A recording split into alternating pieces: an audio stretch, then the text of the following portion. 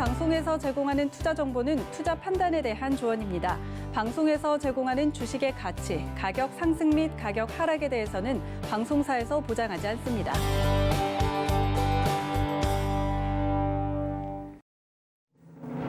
여러분 안녕하십니까? 출발 증시와이드 김성입니다. 2021년 첫 시장은 개인 투자자들의 무대였습니다. 코스피 시장에서 1조 원, 코스닥 시장에서 3천억 원을 매수하면서 시장 밀어 올렸는데요. 외국인은 아직 적극적이지 않은 모습이고 첫날부터 기관은 1조 원 넘게 내다 팔았습니다. 하지만 개인의 힘에 코스피 시장 단숨에 70포인트나 오르면서 3천선을 바라보고 있습니다.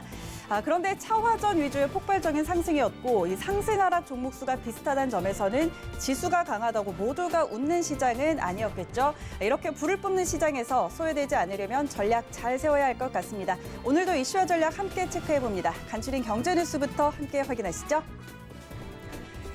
새해 첫 거래일 뉴욕 증시는 모두 1% 넘게 하락했습니다. 코로나19 확산과 조지아주 상원 결선 투표 우려가 영향을 미쳤는데요.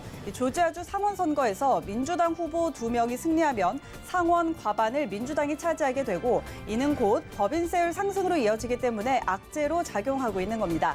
또 미국 내 코로나19 입원 환자가 12만 5천 명으로 또 최다를 기록하는 등 코로나19 확산도 여전히 증시에 악영향을 미치고 있습니다.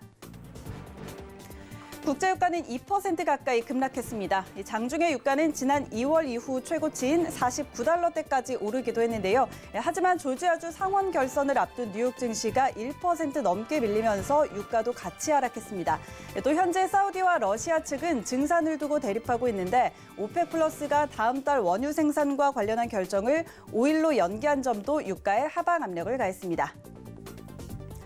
코로나19로 급냉했던 미국 제조업 경기가 6년 만에 최고 수준으로 살아났습니다. 12월 미국 제조업 PMI는 57.1로 2014년 9월 이후 가장 높은 수치인데요. 이 기업들의 설비 투자가 늘어나고 있다는 분석입니다.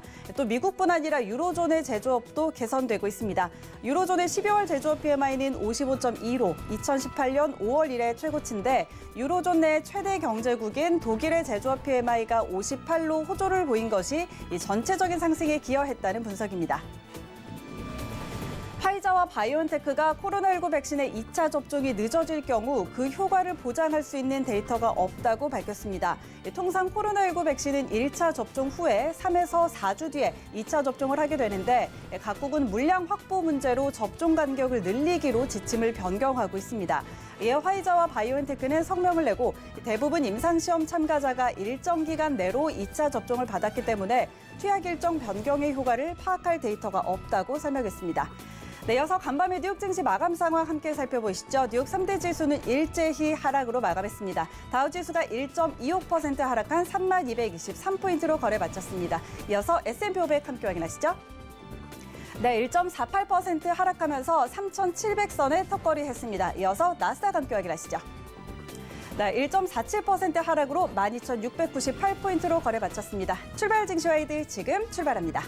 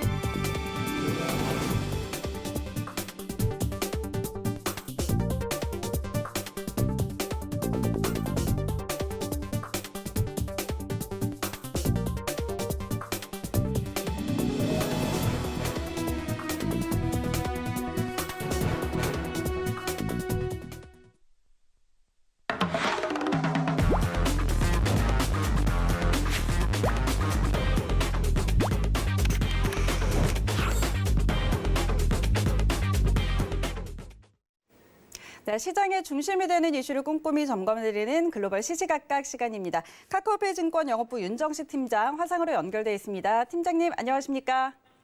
네, 안녕하세요. 네, 반갑습니다. 자, 새해 처음 이제 또 뵙게 됐는데 먼저 새해 복 많이 받으시고요. 오늘도 글로벌 증시 마감 상황 먼저 짚어보도록 하겠습니다. 뉴욕 증시가 어제 3대 지수 나란히 1% 넘게 하락으로 마감이 됐습니다. 일단 조지아주 상원 의원 결선 투표 앞두고 있는 이 불확실성이 있고 코로나19 이 확산도 한몫을 했는데 자세한 상황 한번 짚어주시죠. 네, 이 전일 국내 증시 같은 경우는 사실은 이 대형주들 위주로 상승하면서 큰 폭으로 상승을 했는데 미국 증시 같은 경우는 이 코로나 부담감 그리고 조지아 선거에 대한 부담감 등에 힘입어서 전체적으로 1% 좀 넘게 하락하는 그런 좋지 않은 모습을 보여줬습니다. 이 지수부터 좀 정리를 해드리면요. 다우존스 30 산업 평균 지수는 전장보다 1.25% 하락한 3223.89에 이 거래를 마쳤고요. S&P 500 지수 같은 경우는 1.48% 하락한 3700.65에 그리고 나스닥 지수는 1.47% 하락한 12698.45에 장을 마감을 했습니다. 시장 같은 경우는 좀 전에 말씀드렸던 대로 이 신종 코로나 바이러스 감염증 확산과 이에 대응한 각국의 봉쇄 정책 그리고 다음 날 열리는, 그러니까 오늘 밤이죠. 이 조지아주 결선 투표 등을 주시했는데요. 주요 지수는 코로나19 백신이 보급되면서 올해 경제가 빠르게 회복될 것이란 기대감으로 장 초반에는 반짝 상승했습니다. 그러면서 다우 지수와 S&P 500 지수 같은 경우는 이 사상 최고치를 다시 쓰기도 했었는데요. 하지만 지수들은 이 독일과 영국의 봉쇄 조치 강화와 관련한 보도 등 악재들이 부각되면서 가파르게 하락하는 모습을 장중에 보여줬습니다. 그러면서 다우 지수 같은 경우는 장중 한때 700포인트 넘게 하락하면서 하락폭이 상당히 좀 컸었는데요. 독일부터 좀 말씀을 드리면 당초 오는 10일까지 예정됐던 이 전국적인 봉쇄를 이달 말까지 연장할 것으로 알려졌습니다. 영국은 보리스 존슨 총리가 대국민 연설을 통해서 잉글랜드 지역 전역의 봉쇄 조치 재도입을 발표를 했는데요. 2월 중순까지 비필수 상점은 물론 각급 학교도 문을 닫게 됩니다. 이 변이 바이러스의 확산 등 이 코로나19 상황이 갈수록 되면서 각국의 봉쇄 조치도 한층 강화가 됐는데요. 미국에서도 지난 주말 코로나19 입원 환자가 사상 최고치를 또 갈아치우는 등 상황이 여전히 좋지 않은 상황입니다. 가장 크게는 백신 접종 속도가 느린 부분인데요. 화이자와 모더나 등에서 개발한 백신이 지난해 말부터 빠른 곳은 미국이나 영국 같은 곳에서는 지난해 말부터 세계 각국에 접종되기 시작했지만 이 접종 속도가 기대했던 것보다 느리다는 지적이 많이 나오고 있습니다. 그러면서 미국 정부가 이 모더나 백신의 접종 용량을 정량의 절반으로 줄여 접종 인원을 늘리는 방안을 검토하는 등 이 속도를 높이려는 다양한 시도까지 진행이 되고 있는 중인데요. 이 미국 당국 같은 경우는 이 모더나 백신의 경우 절반만 투여해도 비슷한 예방 효과를 내는 것으로 나타났다라고 설명을 했습니다. 이 미국 조지아주 상원의원 결선 투표에 대한 긴장감도 팽팽한데요. 이 2명의 의원을 선출하는 이번 선거를 민주당이 석권하면 상원까지 지배하는 이른바 블루웨이브가 완성이 됩니다. 이렇게 되면 규제 강화 그리고 증세에 대한 부담이 다시 부상할 수가 있는데요. 하지만 공화당이 최소한 한 석을 차지할 경우 상원에서 우위를 이어갈 수가 있습니다. 이 조지아주는 전통적인 공화당 텃밭으로 분류되지만 이 지난 대선에서 조 바이든 대통령 당선인이 이 간발의 차로 승리를 했습니다. 그런 부분들을 본다면 이번 결선 투표 여론조사에서도 이 양당의 이 후보가 박빙인 그런 상황인데요. 전체적으로 이 코로나19 백신의 접종 용량 절반으로 줄이는 방안이 논의되면서 바이오주들 좀 좋은 모습들을 보여줬고요. 하지만 경제 지표는 좀 혼재되는 모습을 보여줬습니다. 이 정보 제공업체인 IHS 마켓에 따르면 이 12월 미국 제조업 구매 관리자 지수 PMI 확정치는 57.1로 이 전월 확정치인 56.7보다 상승하는 모습을 보여줬고요. 이 2014년 9월 이후 최고치를 기록을 한 수치이고 앞서 발표된 예비치인 56.5보다도 이 상회하는 그런 좋은 수치를 보여줬습니다. 이 미국 상무부에서는 11월 건설 지출이 전달보다 0.9% 증가한 연율 1조 4,594억 달러로 집계됐다고 발표를 했는데요. 이 건설 지출은 이 월스트리트 저널의 전문가 조사치인 전달 대비 1.1% 증가에 미치지 못하는 0.9%라서 시장 기대치에는 조금 못 미쳤다라고 보시면 되겠습니다. 이 구매 관리자 지수는 기대치보다 올랐고 이 건설 지출은 기대치보다 못했고요.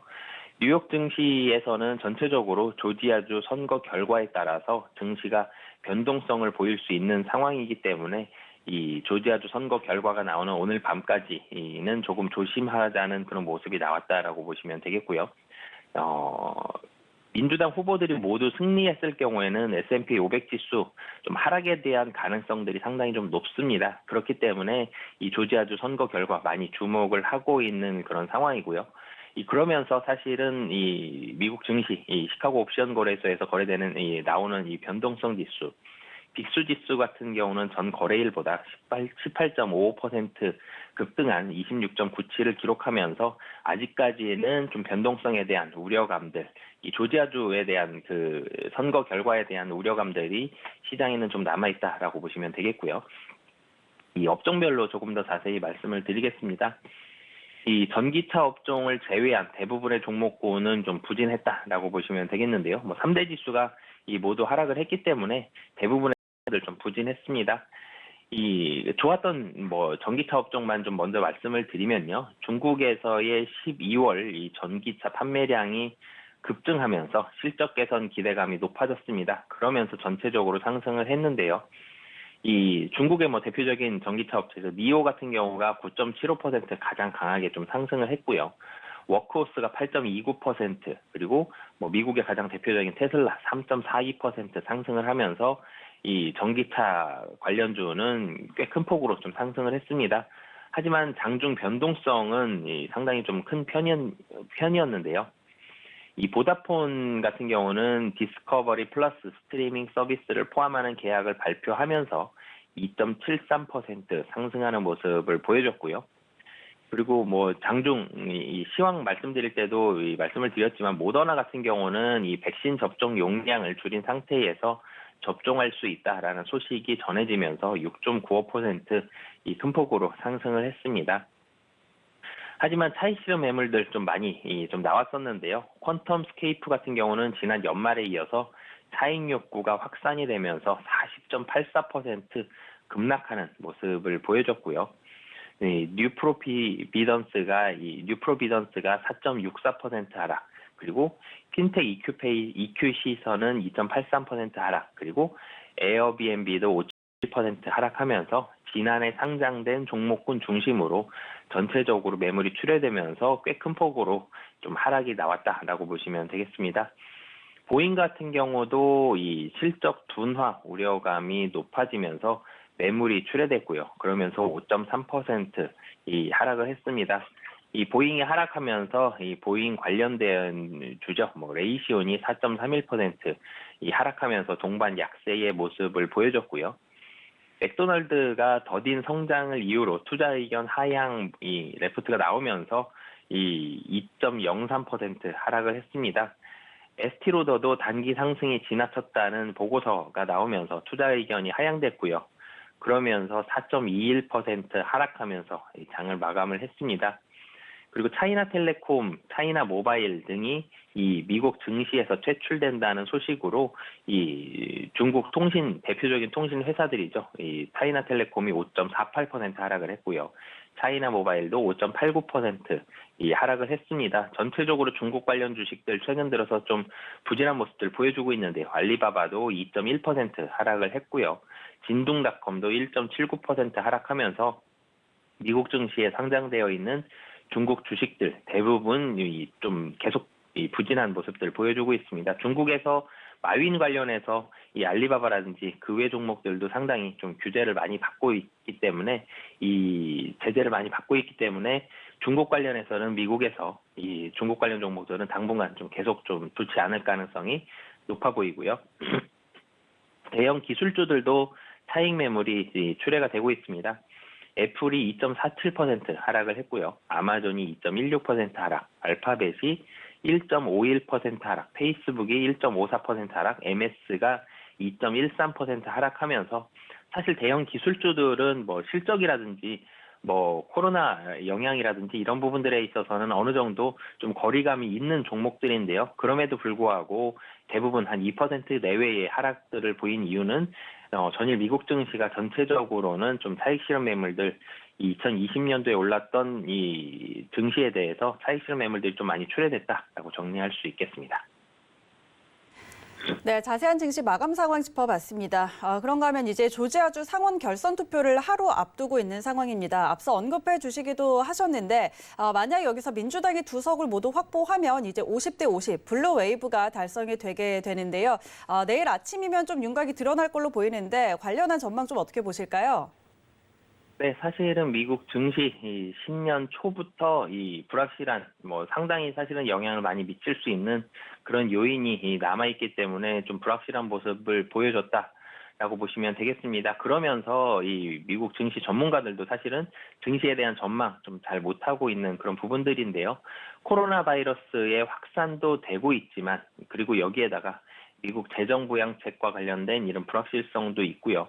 그리고 지금 이제 말씀드릴 이 조지아주의 상원의원 결선 투표에 대한 부담감 이런 부분들이 본격적으로 작용을 했기 때문에 전일 미국 증시가 1% 이상의 하락을 했다라고 보시면 되겠습니다. 이 조지아주에 있어서의 이런 이 선거 결과 상당히 좀 부담이 많이 되고 있는데요. 오늘 밤에 국내 시간으로 오늘 밤, 미국 시간으로 이제 5일 열릴 조지아주의 상원의원 이 결선 투표에 대한 부담감, 미국 증시에서는 상당히 좀 큰 상황입니다. 이 조지아주 상원의원 결선 투표가 없다고 하더라도 지금 이 예산안이라든지 그리고 코로나 확산 소식, 백신의 확산 속도 이런 부분들 부담이 있는데 조지아주는 가장 당장 눈앞으로 다가온 이런 부담감으로 좀 크게 다가오고 있고요. 결선 투표에서 민주당이 2석을 모두 석권하면 상원까지 민주당이 차지하는 블루웨이브가 달성이 됩니다. 의석수가 동률이지만 이 부통령이 캐스팅 보트 권한을 가지게 되면서 민주당이 이제 차지하게 된다라고 보시면 되겠고요. 이 경우에는 증세 그리고 규제에 대한 불안감이 커지면서 이 기업들에는 좀 좋지 않은 그런 부분들이 나올 가능성이 높고요. 시장 같은 경우는 지난 11월 대선 이후 블루웨이브의 가능성이 줄어들자 규제 및 증세 부담이 해소됐다면서 호재로 반영이 되었기 때문에 이번에 만약에 민주당이 이 블루웨이브를 달성을 시킨다라면은 증시에는 부담감으로 작용할 가능성이 높습니다. 영국에 이어서 세계 각국에서 코로나19의 변종이 속속 확인되는 등 이 겨울철 바이러스 확산에 대한 부담감도 이 여전한 상황에서 블루웨이브까지 나온다면 상당히 좀 부담이 될 것으로 보여지고요. 이 코로나 같은 경우도 사실은 우려감이 계속 확산이 되고 있습니다. 지금 코로나19 검사에서 미국이 영국발 모든 항공 승객에 대해서 코로나19 검사 음성 판정을 받을 경우에만 탑승을 허용하겠다라고 이 우려감들 더 증폭을 시키는 그런 부분들도 있고 좀 전에 말씀드렸던 대로 미국 신규 재정 부양책에 대한 불확실성도 남아 있는 상황에서 이 블루웨이브까지 이 미국 증시에서는 좀 부담감으로 작용하고 있다라고 보시면 되겠고요. 이번 주는 그 외에는 사실은 나머지들은 좀 우려감들이 적기 때문에 이번에 민주당이 이 블루웨이브를 달성을 했을 때 우선은 시장이 좀 좋지 않게 받아들일 가능성이 높아 보이고요. 여기에다가 만약에 블루웨이브가 된 이후에 이 증세 같은 부분들에 있어 혹은 규제 강화에 대한 부분들이 어느 정도 얼마나 좀 세게 나온다라는 부분들이 있다라면은 이런 부분들에도 증시가 좀 민감하고 좀 강하게 반응할 가능성이 있는 만큼 오늘 밤에 나오는 이 민주당의 이 조지아주에 대한 결선 투표 결과 이 부분을 좀 주목할 필요가 있다라고 보시면 되겠습니다. 네, 그런가 하면 새해에도 미중 갈등은 계속 지속되고 있습니다. 트럼프 행정부의 행정명령에 따라 중국 3대 이통사가 뉴욕 증시에서 이제 퇴출될 예정이고 또 3대 석유 기업들도 퇴출될 가능성이 좀 제기가 되고 있는데요. 중국 기업들에 미칠 영향 좀 어떻게 전망하실까요? 네, 최근에 중국 기업들 미국에서 상당히 힘을 못 주고 있는 그런 상황입니다. 이 중국 기업들, 미국과 중국의 무역 분쟁이 있으면서 미국이 처음에는 화웨이에 대한 제재 나왔었고요. 그 외에 이 기업들도 전체적으로 좀 옥죄이는 그런 규제들도 많이 나오고 있습니다. 이 미국 뉴욕 증권거래소가 주식 거래를 중단한다고 밝힌 이 중국 이동통신 3사 주가가 이 연일 좀 급락을 하고 있는데요. 이 종목별로 좀 정리를 해드릴 때도 중국 통신주들이 좀 5%가 넘는 그런 급락하는 모습들이 나왔다라고 말씀을 드렸었는데요. 이 세계 기업의 주식 거래를 이 1월 7일에서 11일 사이에 중단하겠다라고 이 미국에서 밝혔습니다. 이 뉴욕 증권거래소는 이 도널드 트럼프 대통령이 11월 서명한 중국 군 연계 기업 31개에 대한 주식 투자 금지 행정 명령에 따라서 이같이 결정을 했다라고 밝혔는데요. 이 통신 3사, 이 세 개 기업은 미국 주식 예탁 증권, 이 ADR 형태로 상장이 되어 있고요. 합산 시가총액은 200억 위안, 우리나라 돈으로 3조 3천억 원 정도입니다. 전체 주식의 2.2% 규모로 사실은 규모가 좀 상당한 그런 편인데요. 네, 중국 중신증권 같은 경우는 이 전일 보고서에서 세계 회사 주식 대부분은 홍콩에서 거래가 되고 유동성도 충분하기 때문에 지난 20년간 미국에서 자금을 모은 적도 없다라면서 미국에 이 상장된 주식을 갖는 건 리스트를 키울 뿐이고 상장 폐지로 세계 회사는 주식을 재평가받고 금융 공시 비용을 절감하게 됐다라면서 사실은 우려감이 없다라는 그런 내용의 이 보고서를 얘기를 했는데요. 하지만 중국에서는 긍정적인 부분들만 얘기를 했지만 그래도 이 미국 증시에서 상장 폐지가 된다는 부분들은 여러 가지 면에서 좀 좋지 않은 그런 부분들로 작용할 가능성 굉장히 좀 크고요. 증시에서 사실은 퇴출이 된다라는 부분들은 자금 조달이라든지 이 신용성 면에서도 상당히 좀 떨어지기 때문에 이런 부분들에 있어서는 이 좀 부정적인 영향 충분히 나올 수 있습니다. 하지만 그럼에도 불구하고 중국 중신증권 같은 경우는 이 긍정적인 부분들을 부각을 하면서 이 보고서를 냈고요. 그 외에도 블룸버그 같은 경우는 이 뉴욕 증권거래소가 중국 석유 메이저를 다음 상장 폐지 타깃으로 삼을 것이다라고 전했습니다.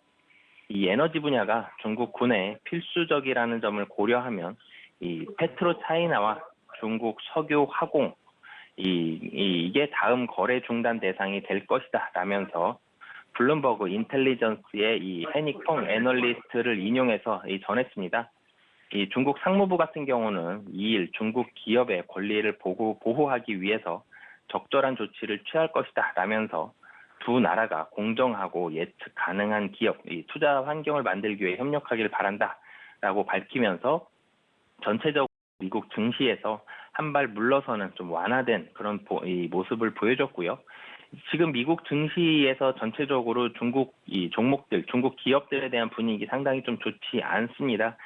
지금 말씀드렸던 대로 중국 통신 3사가 1월 7일에서 11일 사이에 중단이 되고요. 여기에다가 그 다음에는 중국 석유 메이저 회사가 상장 폐지가 될 가능성 상당히 높은 상황입니다.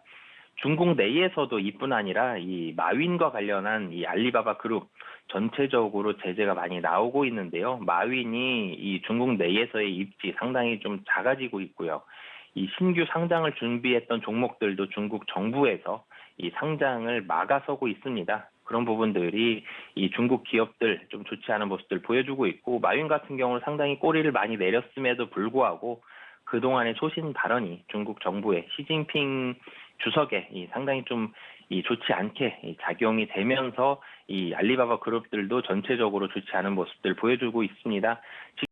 기업이 미국 증시에 상장되어 있는 부분들, 이 기업들은 사실은 당장 뭐 미국 증시에서 퇴출될 가능성이 뭐 높아 보이는 부분들은 아니지만 이 중국 내에서의 그런 이슈들까지 작용을 하면서 미국 증시에서는 국적이 중국어로 되어 있는 기업들은 전체적으로 실적보다는 미국과 중국의 그런 갈등 그리고 정치적인 리스크 이런 부분들로 인해서 상당히 좀 우려감이 많아져 있는 그런 상황이다라고 보시면 되겠습니다.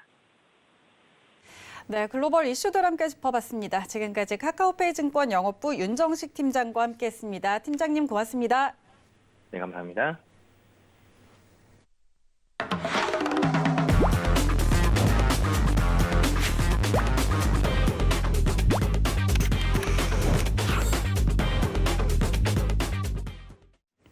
네, 이어서 국내외 시장 쟁점 분석해보는 라이브 이슈 타임입니다. KTB투자증권 이성훈 과장과 전화 연결로 함께합니다. 과장님 안녕하십니까? 네, 안녕하십니까? 네, 반갑습니다. 자, 먼저 또 새해 첫 방송 같이 함께하고 있으니까 새해 복 많이 받으시고요. 자, 어제 우리 시장부터 들여다보도록 하죠. 어제 새해 첫 거래일에 코스피가 2.5% 급등하면서 3,000선을 바라보고 있습니다. 특히나 반도체와 전기차 섹터 특히 눈에 띄었는데 이번 주 시장 이런 상승 흐름 이어갈 수 있을지 어떻게 전망하고 계실까요? 네, 우선 어제 시장 사상 최고치 새해 첫 장에서 썼는데요. 역시 반도체가 앞에서 달리고 전기차가 뒤에서 받쳐줬다 이런 표현이 맞지 않나 이렇게 생각이 듭니다. 우선 지금 현재 우리나라 증시 같은 경우에 올해를 내다보는 거는 약간 좀 너무 좀 거시적이기 때문에 이번 주 같은 경우에 첫 스타트는 잘 끊었다라고 좀 볼 수 있겠고요. 하지만 이번 주에 대한 어제도 상승폭이 큰 건 본다면 역으로 얘기하면은 에 대한 그런 변동성도 대비를 해야 되는 게 맞지 않을까 이렇게 판단이 됩니다. 우선 오펙의 회의 이후에 국제 유가의 변화가 좀 확대되는 상황은 좀 고민해야 된다라고 볼 수 있겠고요. 이 부분 같은 경우는 외국인 수급에 영향을 미칠 수 있는 가장 큰 가까운 이벤트이지 않을까 이렇게 판단이 됩니다. 또 다 아시다시피 주 중반이죠. 이 조지아주 상원 결과 투표 결과에 우선 민주당이 승리할 경우와 또 공화당이 상원 장악할 경우에 따라서 업종 차별화에 대한 주가 움직임은 바뀔 가능성이 있다라고 좀 볼 수 있겠고 여기에 FOMC 의사록 공개를 비롯한 이 미국의 ISM 제조업 구매관리자 지수 PMI죠. 또 이거와 ADP 민간 고용 보고서 같은 미국의 어떤 경기 지표 같은 경우도 분명 영향을 미칠 가능성이 있다라고 판단이 됩니다. 또 이제 이번 주 목요일 이후에 미국 증시 마감 후에 마이크론이 실적 발표가 있는데 우선 시장 같은 경우에는 사분기시장 견고하다라고 좀 판단이 되고 있습니다. 여기에 중요한 부분은 이 4분기 이후에 1분기 전망을 어떻게 하냐에 따라서 시장에 대한 어떤 주가에 대한 차별이 나올 가능성이 있지 않을까 판단이 되고 있고요. 특히 이제 마이크론 실적이 중요한 부분은 우리나라의 이 반도체 기업에 대한 이 삼성전자, SK하이닉스에 대한 가이던스까지도 영향을 줄 가능성이 있기 때문에 이 마이크론 실적에 대한 관심이 높다라고 볼 수 있겠고요. 그러니까 마이크론의 실적이 예상보다 좀 낮게 나온다고 한다면은 그거에 대한 우려감은 분명히 이 시장을 이끌고 있는 이 반도체 주요 종목들에 대한 영향을 주는 부분이기 때문에 꼭 체크해야 된다라고 판단이 됩니다. 아무튼 올해 어제 첫 장은 굉장히 좀 좋았었고요. 그렇기 때문에 지금 연간 3,000포인트에 대한 부분은 당연히 좀 달성되지 않을까 판단되고 있고 올해 연간 전망 범위를 3,300까지 보는 부분이 나오는데 중요한 부분은 2,500까지를 최하로 본다고 한다면 역시 이 하방에 대해서 대비해야 된다라는 것보다도 여러 가지 변동폭에 의한 어떤 종목별 그 업종별로 접근하는 전략이 굉장히 중요하다라고 생각이 되고 있습니다. 우선 결론 중요한 부분은 이제 코로나19 이후에 작년을 본다고 하더라도 유동성 환경이 굉장히 좀 풍부해졌는데요. 당분간은 이런 유동성 환경은 쉽게 바뀌지 않을 가능성이 큽니다. 저금리가 지속된 상황으로 본다고 한다면 이 주식 같은 위험 자산으로의 머니 무브가 지금 계속될 확률이 높다라고 볼 수 있겠고요. 이 풍부한 증시 대기 자금은 시장 하락 시 지지 요인이 되니까 우선 시장 같은 경우에 3,000포인트 이상을 점치는 이유가 이런 거이지 않을까 판단됩니다. 또 이제 우리나라를 본다고 한다면 이 CDS 프리미엄을 통해서 보면 우리나라의 국가 위험은 과거 대비해서 가장 낮은 수준이라고 볼 수 있겠고요. 이 다른 국가 대비해서 주주 환원율이 좀 낮았던 게 역사적으로 있었는데 이 점진적으로 상승하고 있다는 부분도 이 외국인들의 수급을 이끌 수 있는 부분이지 않을까 판단됩니다. 이 작년에 코스피 200 기업의 배당 성향은 처음으로 30%를 웃도는 부분이 나타났는데 올해 삼성전자를 중심으로 배당이 증가할 가능성이 굉장히 높다고 판단되고 이 우리나라 증시의 산업 구조는 어떻게 보면은 좀 많이 바뀌는 구조로 좀 가고 있는 부분도 외국인들 눈에는 이 주식시장 면에서 긍정적이지 않을까 판단됩니다. 그 한마디로 가구화들의 새로운 성장 산업 비중이 높아지는 상황이고요. 우선 지금 현재 어떤 기초산업 위주였던 과거와들의 밸류에이션이 많이 높은 상황인데 그렇기 때문에 이 밸류 자체가 계속 증가할 가능성이 있기 때문에 올해를 전망하는 것보다도 이번 1분기까지는 긍정적인 유동성 환경으로 인해서 증시가 탄탄하지 않을까 이렇게 보입니다. 네, 1분기 우리 증시 유동성으로 인해 좀 긍정적인 전망할 수 있겠다라는 이야기 해주셨고 또 최근에 건설업 주가가 빠르게 상승하고 있습니다. 최근 3개월간 이 건설주의 상승이 코스피 상승을 웃돌았다 이런 분석도 있는데요. 그런데 또 속도가 빠르기는 하지만 이게 밸류에이션 부담이 아니라 정상화되고 있다는 평가도 따릅니다. 우리 과장님께서도 계속 이 꾸준히 건설업종 관심 이야기 해주셨는데 전망 어떻게 보고 계실까요? 네, 최근에 3개월 동안의 주가를 본다고 하더라도 이 코스피의 건설업 기준 최근 3개월 주가 수익률은 28.1%로 이 코스피가 23.4%를 비교하면은 많이 올랐습니다. 4분기 들어서 이제 분위기가 반전이 됐었죠. 국내 주식시장에 대한 긍정적 전망이 더해지고 또 이제 주택 분양 공급이 증가세를 이어가면서 이 국토교통부 장관까지 교체됐는데요. 그러면서 주택 공급 확대 같은 이 부동산 정책 변화에 대한 기대감이 국가에 반영됐다라고 볼 수 있겠고, 특히 대형 건설사 중에서도 주택 비중이 상대적으로 크고 최근 분양 공급 증가가 두드러졌던 업체들을 중심으로 이 주가 상승이 크게 나타났습니다. 이 주가 상승은 곧 밸류에이션 회복으로 지금 이어졌는데, 이 코스피의 건설업 기준 밸류에이션은 최근 6개월 내 저점으로 봤을 때도 0.45배, PER은 4.5배였던 부분이 지금은 0.56배, 0.58배, PER은 5.6배 수준으로 높아졌습니다. 이 단기간에 건설업 주가가 이 가파르게 상승해서 어떻게 보면은 이 밸류에이션에 대한 고민이 생길 수밖에 없는 상황이지만 제가 봤을 때는 이 밸류에이션 부담보다는 향후의 밸류에이션에 대한 정상화에도 무게를 둬야 된다. 한마디로 지금 주가 수준이 적정으로 평가를 받으면 저평가 구간으로 들어갈 가능성도 있다라고 생각이 됩니다. 이런 근거는 여러 가지 면에서는 긍정적이라고 볼 수 있고 여러 가지 면에서 타당하다라고 생각이 되는데, 우선은 건설업 지표 개선이죠. 우리나라 주택을 중심으로 한 건설업 지표 개선이 예상보다 좀 강하게 나타나고 있습니다. 작년이죠. 작년 10월 누계로 봤을 때도 국내 건설 수주액은 145.5조 원으로 작년 대비 2019년 대비해서도 18.7% 증가했는데, 이 가장 큰 비중을 차지하고 있는 민간 주거용 건축 수주가 작년 대비해서 53.1% 늘어났습니다. 이 대한건설협회에 따르면 2020년 국내 건설 수주는 분양가 상한제 시행에 따른 밀어내기 물량과 또 지방 분양 시장의 화랑, 또 저금리 기조 등에 힘입어서 역대 최대 실적인 182조 원 내외로 기록할 것으로 예상이 되는데, 이 건설업의 선행 지표라고 할 수 있는 이 수주 성장을 바탕으로 이 동행 지표인 건축 착공 면적, 건설 기성액 등도 회복세를 나타내기 시작했고요. 또 건설사의 주택 매출과 직결되는 이 분양 물량도 양호한 흐름을 이어가고 있는 것도 긍정적이라고 볼 수 있겠습니다. 이 전국의 또 아파트 분양 공급 같은 경우에는 2015년에 정점을 기록한 이후에 2018년까지 감소세를 이어왔는데요. 2019년과 그리고 작년에 각각 11.5%, 7.9% 늘어났고요. 올해도 이런 양호한 분위기는 이어갈 가능성이 크다라고 좀 생각이 됩니다. 여기에 실적 성장 사이클 같은 경우도 진입하는 시기인데요. 이 기존의 분양 성과와 올해 예정된 분양 물량을 바탕으로 향후 2에서 3년간의 건설사의 실적 성장 사이클은 이어질 가능성이 크고요. 특히 2017년 이후에 꾸준히 분양 물량을 늘려왔던 중견 건설사와는 달리 이제 좀 본격적인 분양 증가가 시작된 대형 건설사의 실적 개선에 좀 더 주목할 필요가 있지 않을까 이렇게 판단이 됩니다.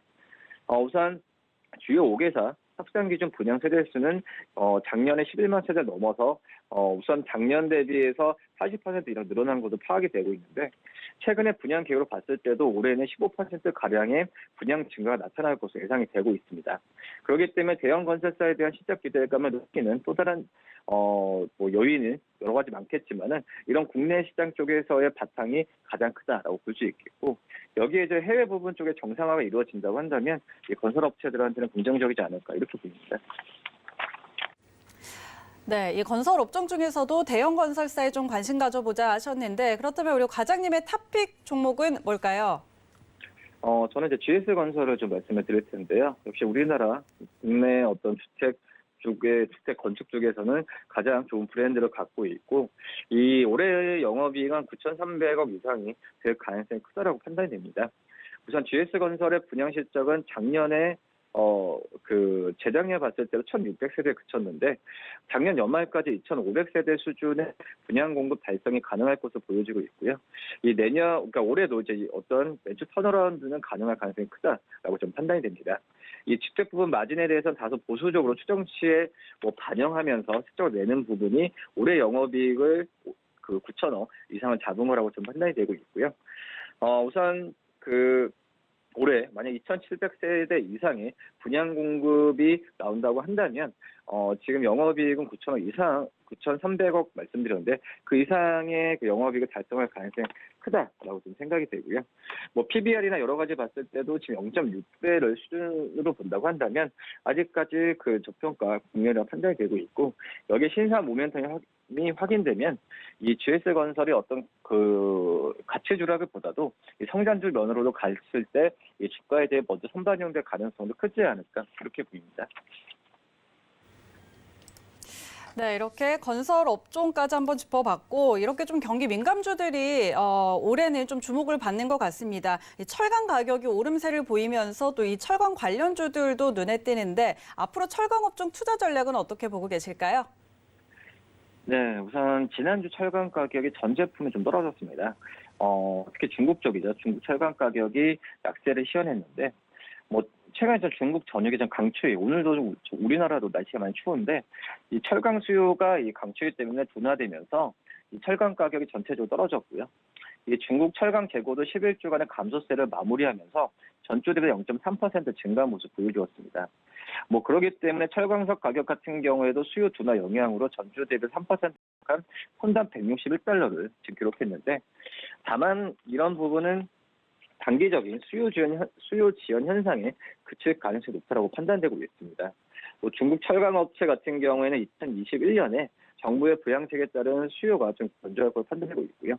이 철강 산업 수급이 타이트한 균형을 이루고 또 원부 자재의 가격 강세도 영향을 미친다고 한다면 연평균 5% 이상의 철강제 가격 상승을 이룰 가능성이 크다라고 좀 생각이 되고 있고요. 이 중국 철강업체뿐만 아니라 국내 철강업사들도 유통 가격 인상을 지속적으로 추진하고 있는데 포스코도 최근에 1월 4일 주문 투입분 열왕 가격을 톤당 8만 원 이상 계획을 좀 밝혔고요. 현대제철 같은 경우에도 올해 1분기의 철근 가격을 올해 4분기 대비해서 내년 1분기의 철근 가격을 올해 4분기 대비해서 톤당 3만 원 인상한 71.5만 원으로 책정을 했습니다. 그렇기 때문에 이 고로사들의 판매를 여러 가지 본다고 하더라도 실적가가 단기적인 이런 이 추이에 철강수가 떨어지는 부분도 있긴 하지만 긍정적인 어떤 상황으로 갈 가능성이 크지 않을까 이렇게 보입니다. 네, 지금까지 KTB투자증권 이성훈 과장과 함께했습니다. 과장님 말씀 고맙습니다. 네, 감사합니다. 네, 오늘 출발 증시와이드 준비된 내용은 여기까지입니다. 저희는 잠시 후에 순간포착 매매 시그널로 돌아오겠습니다. 고맙습니다.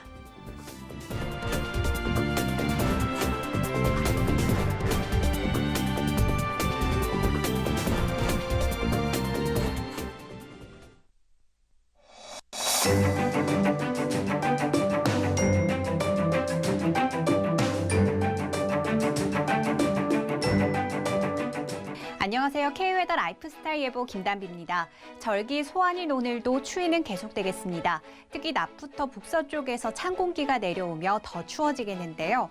현재 경기 북부와 강원 영서 북부에는 한파특보가 발효된 가운데 아침 기온 서울 영하 6도, 춘천 영하 7도, 대전은 영하 5도를 보이고 있고요.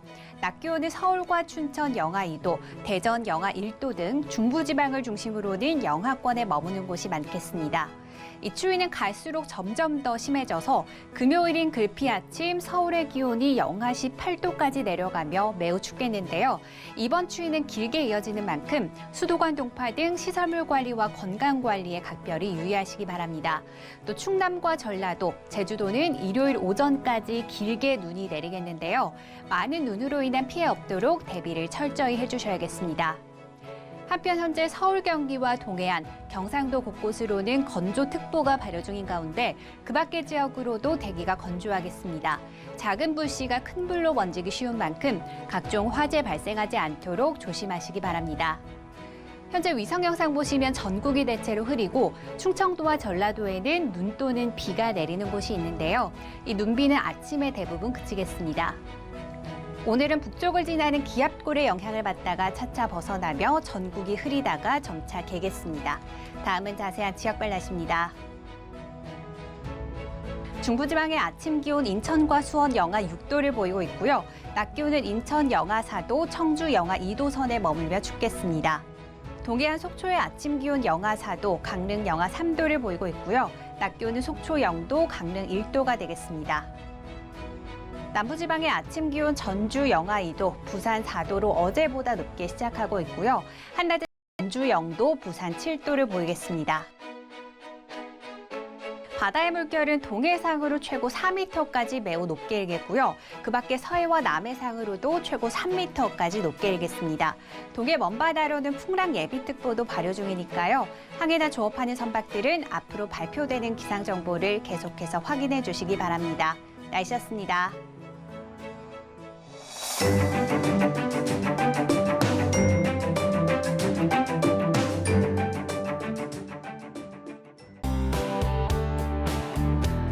본 방송에서 제공하는 투자 정보는 투자 판단에 대한 조언입니다. 방송에서 제공하는 주식의 가치, 가격 상승 및 가격 하락에 대해서는 방송사에서 보장하지 않습니다.